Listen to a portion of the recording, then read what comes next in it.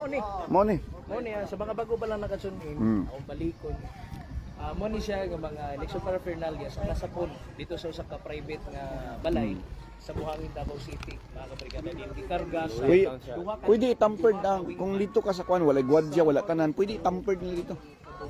Binuangan nila. unload nun nila karon kini ang mga Wala tanan kining gamitan ni nga mga iya sa eleksyon. for Davao. Puro ni kwan, puro ni in question.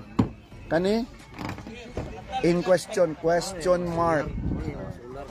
Kini nga solar daw kuno nga di pud pwedeng ipakita. In question gyapon ni siya. Tanan nga mga gamit diri nga niabot in question aning tanan. In question ani. Wala na kuan ani.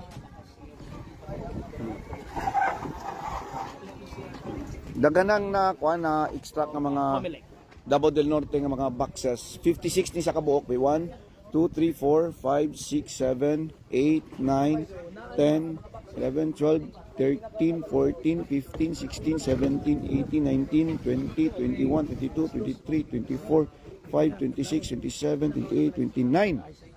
Kagahanap pa na nila. 29 pa lang out of 56. Davao de Oro.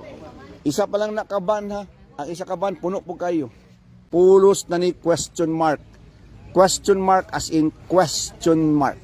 Sorry to tell you that question mark na ning tanan.